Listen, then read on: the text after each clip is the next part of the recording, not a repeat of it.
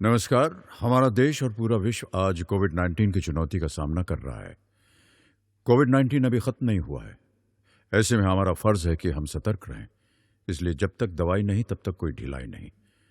Corona से बचाव के लिए जरूरी है नियमित रूप से हाथ धोना, मास्क पहनना और आपस में उचित दूरी बनाए रखना।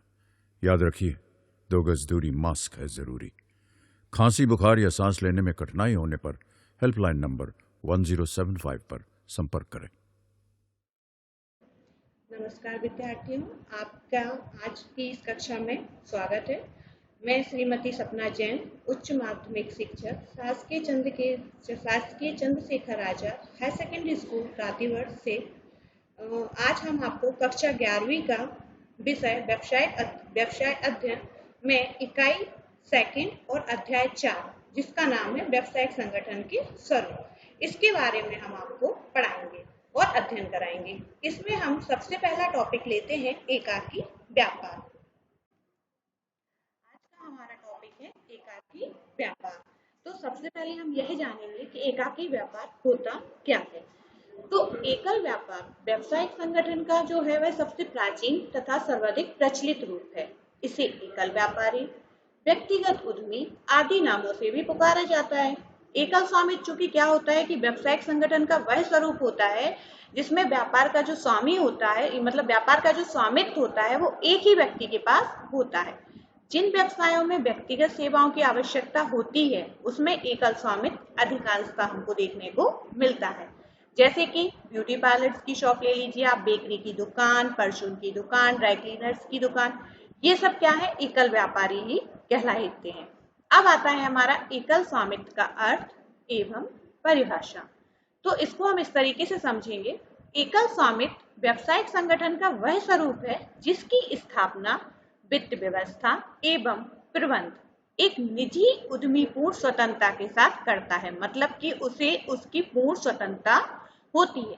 यदि कोई हानि होती है तो उसके लिए भी यही व्यक्ति उत्तरदायी होता है।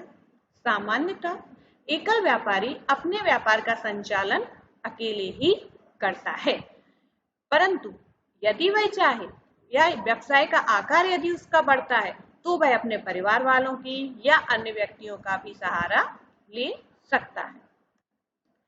उसे इसकी पूर्ण स्वतंत्रता होती है कि व्यवसाय वह स्वयं चलाए या अन्य किसी की सहायता से। वह व्यवसाय अपनी पूंजी से चलाता है, मतलब कि इस बिजनेस में वह अपनी पूंजी लगाता है तथा अपनी पूंजी के साथ साथ ऋण लेकर भी चलाता है। यदि सपोज उसके पास पूंजी की कमी होती है तो वह ऋण भी ले सकता है।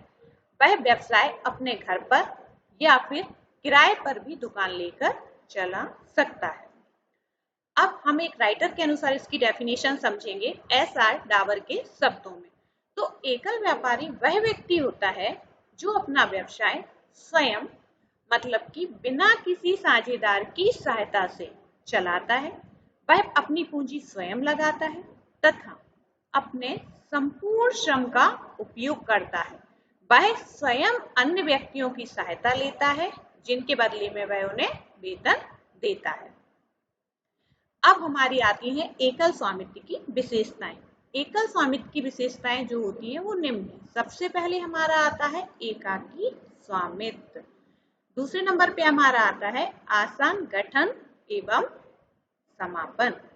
तीसरा हमारा आता है पूर्ण नियंत्रण एवं प्रबंध। चौथा हमारा आता है व्यवसाय के चुनाव की स्वतंत्रता। पांचवा हमारा आता है संपूर्ण लाभ का स्वामी। छठवीं हमारी हेडिंग है व्यवसाय व व्यवसाय में कोई भेद नहीं। सातवां संचालन की स्वतंत्रता। अब हम सबसे पहला टॉपिक समझते हैं एकाकी स्वामित्व। तो एकाकी स्वामित्व इसका आशय है कि व्यवसाय का व्यवसाय में सर्वेसर्वा होना, मतलब जो व्यापारी है वही इसमें सर्वेसर्वा होता है। इसमें व्यवसाय ही व्यवसाय के समस्त कार्यों के लिए उत्तरदायी होता है। क्यों? क्योंकि व्यवसाय संबंधी सारी जोखिमों को वह स्वयं ही वहन करता है, इसलिए वही इसका सर्वेसर्वा होता है। नेक्स्ट आता है हमारा आसान गठन एवं समापन। जो कि एकल स्वामित्व जो होता है उसमें व्यवसाय के प्रारंभ करने के लिए किसी वैधानिक औपचारिकता नहीं होती है। कुछ दशाओं में लाइसेंस अवश्य लेना पड़ता है, लेकिन एकल स्वामित्व के लिए कोई कानून नहीं। इसी तरह व्यवसाय का समापन भी बिना किसी कठिनाई के किया जा सकता है, अर्थात इसका गठन एवं समापन दोनों ही आसानी से किए जा सकते हैं। नेक्स्ट आता है हमारा असीमित दायित्व। तो एकल स्वामित्व में व्यापारी का जो दायित्व होता है वह कैसा होता है? असीमित होता है। इसका मतलब यह होता है कि एकल स्वामित्व में यदि फर्म को ऋण चुकाने हैं तो व्यवसायी का दायित्व उसके द्वारा विनियोजित पूंजी तक ही सीमित नहीं होता, बल्कि उसको व्यक्तिगत संपत्ति बेचकर भी इसको चुकाना होता है। नेक्स्ट आता है हमारा पूर्ण नियंत्रण एवं प्रबंध। तो एकल स्वामित्व में व्यवसाय ही इसके प्रबंध एवं नियंत्रण का कार्य करता है, मतलब कि जो व्यवसायी होता है वही इसका प्रबंध करता है और वही इसको नियंत्रण करता है। वह स्वयं इस कार्य को उस समय तक करता है जब तक कि उसके लिए यह कार्य कठिन ना हो। बाद में वह किसी व्यक्ति को नियुक्त कर सकता है। व्यवसाय के चुनाव की स्वतंत्रता। एकल स्वामित्व में व्यवसायी को इस बात की स्वतंत्रता होती है कि वह जिस प्रकार चाहे व्यवसाय को प्रारंभ कर सकता है, जब चाहे उसमें कोई भी चेंजेस कर सकता है, मतलब परिवर्तन कर सकता है। उसे किसी से भी अनुमति लेने की आवश्यकता नहीं होती है, अतः उसे व्यवसाय को चुनने की पूर्ण स्वतंत्रता होती है। अब नेक्स्ट आता है संपूर्ण लाभ का स्वामी। व्यापार में जो भी लाभ प्राप्त होता है वह एकाकी व्यापार का ही होता है। क्यों? क्योंकि वह ही सारी जोखिमों को अकेले ही वहन करता है, अर्थात संपूर्ण लाभ का स्वामी वह अकेले ही होता है। नेक्स्ट संचालन की स्वतंत्रता।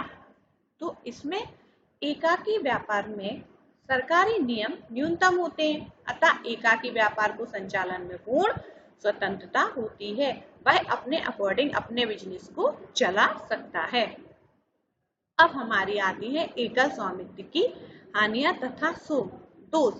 जहां एकल स्वामित्व के कुछ गुण हैं, वहीं एकल स्वामित्व की कुछ हानियां तथा दोष भी हैं जो निम्नलिखित हैं। नंबर पहला आता है असीमित दायित्व, नंबर दूसरा आता है सीमित वित्तीय साधन, नंबर तीसरा आता है सीमित प्रबंधकीय कुशलता, नंबर चौथा आता है निरंतरता की कमी, नंबर पांचवा आता है खुले निर्णय और नंबर छठवा आता है सीमित ख्याति। अब सबसे पहला टॉपिक असीमित दायित्व। तो इसका सबसे बड़ा दोष असीमित दायित्व का होता है। अगर हानि या ऋण की दशा में व्यवसाय में लगी पूंजी के साथ व्यवसाय की व्यक्तिगत संपत्ति भी डूब जाती है, मतलब अगर बिजनेस को किसी कंडीशन में हानि होती है तो व्यवसाय में जो उसकी पूंजी लगी हुई है वो तो उसकी डूबती ही है, साथ ही उसकी व्यक्तिगत संपत्ति भी डूब जाती है। नेक्स्ट हमारा होता है सीमित वित्तीय साधन। एक व्यक्ति की जो पूंजी रहती है वो सीमित मात्रा में होती है, अतः साथ ही समय सीमित होने के कारण उसे वित्तीय संस्थाओं से ऋण भी अधिक प्राप्त नहीं हो पाता है। तीसरा टॉपिक है हमारा सीमित प्रबंधकीय कुशलता। चूंकि एकल व्यवसाय सभी प्रबंधकीय कार्यों में कुशलता नहीं रखता, अतः व्यवसाय का विकास एवं विस्तार क्या रहता है? सीमित रह जाता है। चौथा हमारा आता है निरंतरता की कमी। यह एक ही व्यक्ति पर निर्भर रहता है। एकाकी जो व्यापार रहता है वह एक ही व्यक्ति पर चूंकि निर्भर रहता है। यदि एकल व्यापारी की मृत्यु हो जाती है या वह पागल हो जाता है या वह दिवालिया हो जाता है तो ऐसे में व्यवसाय समाप्त हो जाता है। नेक्स्ट उतावले निर्णय। एकाकी व्यवसाय को शीघ्र निर्णय लेकर उस पर अमल करने की सुविधा होती है। चूंकि एकाकी व्यापार को क्या रहता है, शीघ्र ही निर्णय लेने होते हैं और उस पर अमल करना होता है। परंतु कभी कभी क्या होता है कि परामर्शकर्ता के अभाव में निर्णय लेने में जो शीघ्रता होती है वह हानि का कारण बन जाती है। नेक्स्ट है सीमित ख्याति।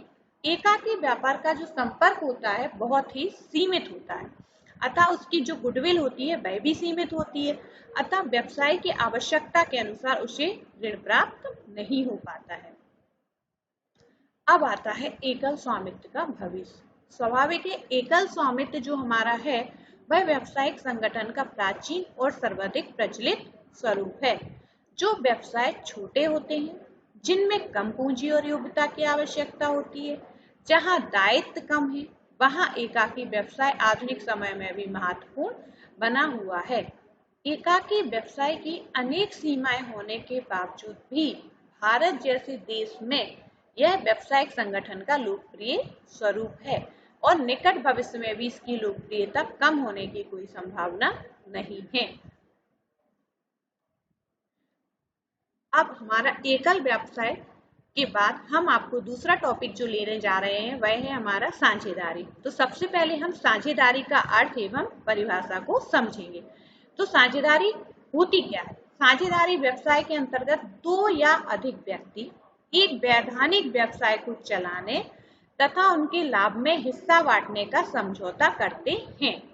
ऐसा व्यवसाय या तो वह सब मिलकर चलाते हैं, सब जितने भी साझेदार हैं उस सब मिलकर उसको चलाएंगे, या उनमें से कुछ या एक सबकी ओर से व्यवसाय का संचालन करता है।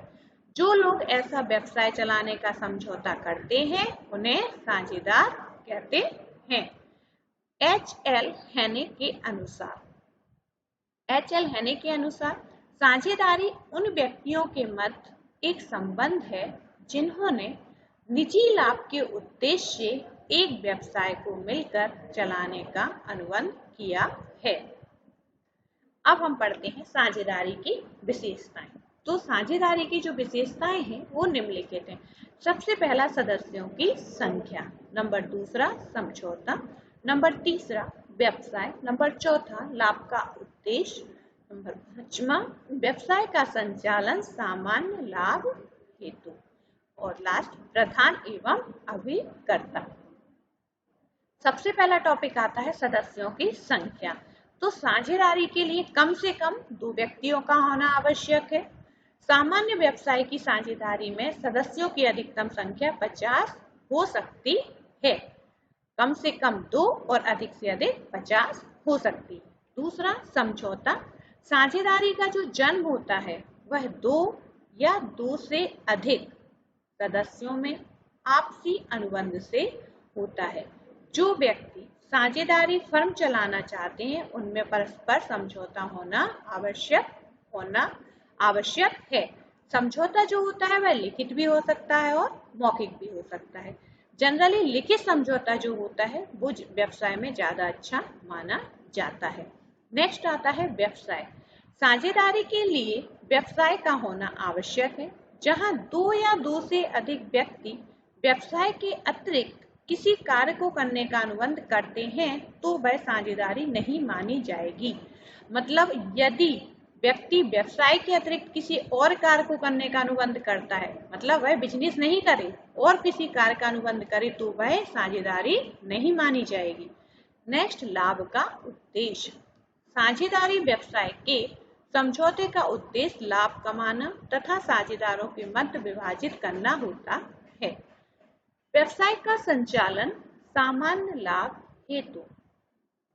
साझेदारी में व्यवसाय के संचालन में सभी साझेदारी भाग लें यह आवश्यक नहीं है। कई बार क्या होता है, कई साझेदार ऐसे होते हैं कि जो साझेदारी में भाग नहीं लेते हैं, उनकी ओर से कोई एक साझेदार उस साझेदारी में भाग ले लेता है। नेक्स्ट है साझेदारी के गुण। साझेदारी के जो गुण है वो निम्न है। नंबर पहला सरल स्थापना, नंबर दूसरा कुशलताओं का एकीकरण, नंबर तीसरा लोच, नंबर चौथा जोखिम का बंटवारा, नंबर पांचवा संतुलित निर्णय, नंबर छठवा प्रत्यक्ष प्रोत्साहन, नंबर सातवां गोपनीयता और नंबर आठवां अभिप्रेरणा। अब सबसे पहले हम समझते हैं सरल स्थापना। तो चूंकि एक साझेदारी की जो स्थापना होती है वह काफी सिंपल होती है, मतलब इसकी स्थापना काफी सरलता से अर्थात बिना किसी कानूनी व्यवधान के भी की जा सकती है। नेक्स्ट आता है कुशलताओं का एकीकरण। तो साझेदारी में 2 या अधिक व्यक्ति अपने साधनों, पूंजी, योग्यता, अनुभव आदि मिलकर प्रदान करते हैं। इस प्रकार साधनों तथा कुशलताओं का एकीकरण हो जाता है। नेक्स्ट आता है लोच। साझेदारी में लोचता पाई जाती है, अर्थात इसमें आवश्यकता अनुसार हम जब चाहें तब परिवर्तन किए जा सकते हैं, जैसे पूंजी, फर्म, स्थान आदि। नेक्स्ट आता है हमारा जोखिम का व्यवसाय। साझेदारी में जोखिम सभी साझेदार मिलकर उठाते हैं। किसी एक को जोखिम वहन नहीं करना पड़ता है। संतुलित निर्णय, साझेदारी में शीघ्र निर्णय लिए जा सकते हैं तथा सभी साझेदार आपस में मिलकर निर्णय लेते हैं, इसलिए इससे अधिक संतुलन होता है तथा इसके द्वारा लिए गए निर्णय काफी हद तक सही भी होते हैं। नेक्स्ट है साझेदारों के दोष तथा सीमाएं। साझेदारी के दोष तथा सीमाएं निम्नलिखित है। सबसे पहला आता है हमारा सीमित साधन, नंबर दूसरा हमारा आता है असीमित दायित्व, नंबर तीसरा हमारा आता है आपसी संघर्ष की संभावना, नंबर चौथा हमारा आता है प्रबंध में कठिनाइयां, पांचवा निरंतरता की अनिश्चितता, नंबर छठवां सार्वजनिक विश्वास की कमी, नंबर सातवां गोपनीयता रखना कठिन और नंबर आठवां अपव्यय। तो इनको हम निम्न बिंदुओं के द्वारा समझेंगे। सबसे पहला सीमित साधन, साझेदारी में सदस्यों की संख्या पर प्रतिबंध होता है, मतलब कि इसमें कितनी संख्या होती है, हमने बताया था कि कम से कम 2 सदस्य होते हैं और अधिक से अधिक 50, अतः वह व्यवसाय के संचालन के लिए पर्याप्त साधन प्राप्त नहीं हो पाते। दूसरा है असीमित दायित्व, साझेदारी के अंतर्गत साझेदारों का दायित्व कैसा होता है, असीमित होता है। साझेदारों को हानि होने की दशा में व्यावसायिक दायित्वों का भुगतान करने के लिए उसको अपनी व्यक्तिगत संपत्ति को भी प्रयोग में लाना पड़ता है। नेक्स्ट है आपसी संघर्ष की संभावना। तो साझेदारों में जो रहता है आपसी संघर्ष की संभावना अधिक पाई जाती है, जिसके परिणाम स्वरूप आपसी हितों में सामंजस्य नहीं रह पाता है। नेक्स्ट है प्रबंध में कठिनाइयां। साझेदारी में सभी निर्णय सभी साझेदार मिलकर लेते हैं, अतः निर्णय लेने में देरी हो जाती है। साथ ही संगठित प्रबंध की कठिनाइयों का सामना भी करना पड़ता है। नेक्स्ट आता है निरंतरता की अनिश्चितता। एक साझेदार की मृत्यु, पागल या दिवालिया होने पर या अवकाश ग्रहण करने पर साझेदारी समाप्त हो जाती है। अब हमारे आते हैं साझेदारों के प्रकार। तो साझेदारों के जो प्रकार हैं उनको हम निम्न बिंदुओं के माध्यम से समझेंगे। सबसे पहला हमारा आता है सक्रिय साझेदार और नंबर दूसरा निष्क्रिय साझेदार, तीसरा नाम मात्र का साझेदार, नंबर चौथा नाबालिग साझेदार, नंबर पांचवा प्रदर्शन द्वारा साझेदार, नंबर छठवा निश्चितकालीन तथा अनिश्चितकालीन साझेदार और नंबर सातवां गुप्त साझेदार। तो सबसे पहले हम समझते हैं सक्रिय साझेदार को। तो ऐसे साझेदार जो केवल व्यवसाय में केवल पूंजी ही नहीं लगाते वरन उनके संचालन में भी सक्रिय रूप से भाग लेते हैं, सक्रिय साझेदार कहलाते हैं। सक्रिय साझेदार को हम ऐसे भी समझ सकते हैं कि जो केवल अपनी पूंजी तो लगाते ही हैं, साथ में पूरा संचालन भी सक्रिय रूप से चलाते हैं, उसमें सक्रिय रूप से भाग लेते हैं। निष्क्रिय साझेदार ऐसे साझेदार जो व्यवसाय में केवल पूंजी लगाते हैं परंतु उसके संचालन एवं प्रबंध में बिल्कुल भाग नहीं लेते, निष्क्रिय साझेदार कहलाते हैं। नेक्स्ट आते हैं हमारे नाम मात्र के साझेदार। जैसे इसके नाम से ये स्पष्ट हो रहा है कि नाम मात्र का मतलब कि ऐसे साझेदार व्यवसाय में ना तो पूंजी लगाते हैं और ना ही संचालन में भाग लेते हैं, केवल अपना नाम साझेदार के रूप में प्रयोग करने की अनुमति देते हैं कि हाँ हमारा नाम साझेदार के रूप में चलेगा। वो क्या कहलाते हैं, नाम मात्र के साझेदार कहलाते हैं। अब हमारा आता है नाबालिग साझेदार। नाबालिग मतलब जिसकी आयु 18 वर्ष से कम हो। जी, जिस व्यक्ति ने 18 वर्ष की आयु पूर्ण ना की हो वह नाबालिग कहलाता है। ऐसा व्यक्ति किसी फर्म में साझेदार नहीं बन सकता है। साझेदार बनने के लिए उसे कम से कम 18 वर्ष की आयु को पूर्ण करना आवश्यक है। नेक्स्ट आता है हमारा कार्यकारी साझेदार। ऐसा साझेदार जो फर्म में अपनी विशेष योग्यता एवं अनुभव के आधार पर फर्म में सम्मिलित किया जाता है, फर्म का यथार्थ कार्य करता है एवं व्यापार पर पूरा नियंत्रण रखता है, कार्यकारी साझेदार कहलाता है। अब हमारे आते हैं साझेदारी के प्रकार। तो साझेदारी के को 2 घटकों के आधार पर वर्गीकृत किया जा सकता है। पहला अवधि के आधार पर साझेदारी। तो अवधि के आधार पर जो साझेदारी होती है उसे भी 2 भागों में बांटते हैं, ऐच्छिक साझेदारी और विशिष्ट साझेदारी। ऐच्छिक साझेदारी जो हमारी होती है उसमें क्या होता है, इस प्रकार की साझेदारी की रचना साझेदारों की इच्छा से होती है। मतलब यह उस समय तक चलती है जब तक उन्हें अलग होने का नोटिस नहीं दिया जाता। फिर आता है हमारा देयता के आधार पर वर्गीकरण। तो इसमें भी दो भागों में बांटा जाता है। सबसे पहले आती है हमारी सामान्य साझेदारी और दूसरा हमारा आता है सीमित साझेदारी। सामान्य साझेदारी, तो सामान्य साझेदारी में साझेदारों का दायित्व जो रहता है असीमित एवं संयुक्त होता है और सीमित साझेदारी में कम से कम एक साझेदार का दायित्व असीमित होता है तथा अधिक साझेदार का सीमित होता है। अब इसकी पुनरावृत्ति हम पढ़ेंगे। अब हमने जो टॉपिक पढ़े हैं उसको एक बार हम रिवाइज कर लेते हैं। सबसे पहला हमने पढ़ा एकाकी व्यापार की विशेषताएं। इसमें हमने पढ़ा एकाकी व्यापार आसान गठन, संपूर्ण लाभ का स्वामी, संचालन की स्वतंत्रता, पूर्ण नियंत्रण एवं प्रबंधन, व्यवसाय के चुनाव की स्वतंत्रता, संपूर्ण लाभ का स्वामी, व्यवसाय व व्यवसायी में कोई भेद नहीं। तो इसमें हमने सबसे पहला पढ़ा था कि इसका आसान और जो आसानी से इसका गठन किया जा सकता है तथा इसका समापन भी आसानी से किया जाता है। चूंकि एकाकी व्यापारी पूरी हानि स्वयं वहन करता है, अर्थात वह संपूर्ण लाभ का स्वामी को क्या होता है, स्वयं होता है। संचालन की उसको स्वतंत्रता होती है, वो उसमें जब भी चाहे कोई भी चेंज कर सकता है। पूर्ण नियंत्रण एवं प्रबंधन, तो उसका जो नियंत्रण रहता है एवं प्रबंध रहता है वो एकाकी व्यापार का ही स्वयं का होता है, अर्थात संपूर्ण लाभ का स्वामी भी वह स्वयं होता है। इसके बाद हमने पढ़ी थी एकल स्वामित्व की हानियां। इसमें हमने पढ़ा था असीमित दायित्व, जो एकल व्यापारी का जो दायित्व होता है वो असीमित होता है। उसके जो सीमित वित्तीय साधन, तो उसके जो साधन होते हैं वो सीमित होते हैं। निरंतरता की उसमें कमी रहती है, उसकी चूंकि ख्याति सीमित होती है इसलिए उसे ऋण लेने में कठिनाई होती है। आपसी संघर्ष की संभावना, चूंकि इसमें आपसी संघर्ष की संभावना ज्यादा रहती है। प्रबंध में कठिनाइयां आती है, जब तक वह चाहे तब तक वह स्वयं कार्य करता है, अर्थात बाद में उसके लिए प्रबंध में कभी, जैसे ही उसका व्यापार बढ़ता है तो उसे प्रबंध में कठिनाइयां आने लगती है। गोपनीयता रखना कठिन हो जाता है। अपव्यय। नेक्स्ट आती है हमारी साझेदारी की विशेषताएं। तो इसमें हमने पढ़ा था कि सदस्यों की संख्या, तो हमने आपको बताया था कि इसमें कम से कम 2 सदस्य और अधिक से अधिक 50 सदस्य हो सकते हैं। समझौता, समझौता हमने आपको बताया था लिखित भी हो सकता है और मौखिक भी हो सकता है। व्यवसाय और लाभ का उद्देश्य, लाभ का उद्देश्य होता है सभी साझेदारों को बराबर लाभ बांटना, सभी साझेदारों को लाभ का बंटवारा करना। फिर हमने बताए थे साझेदारी के दोष, चूंकि साधन सीमित होते हैं, असीमित दायित्व होता है और प्रबंध करने में कठिनाइयां आती हैं। इसके बाद हमने आपको बताया था साझेदारी के प्रकार।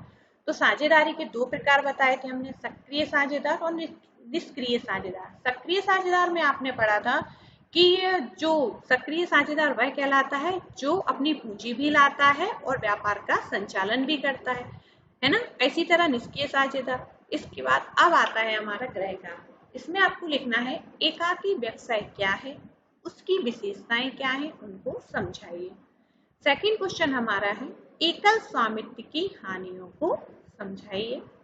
तीसरा हमारा है साझेदारी का अर्थ बताते हुए साझेदारी के गुणों को समझाइए। नेक्स्ट क्वेश्चन है सक्रिय साझेदार, गुप्त साझेदारों को समझाइए। किशोर अवस्था संबंधित समस्याओं के परामर्श हेतु समर्पित उमंग किशोर हेल्पलाइन के टोल फ्री नंबर 144225 पर संपर्क करें।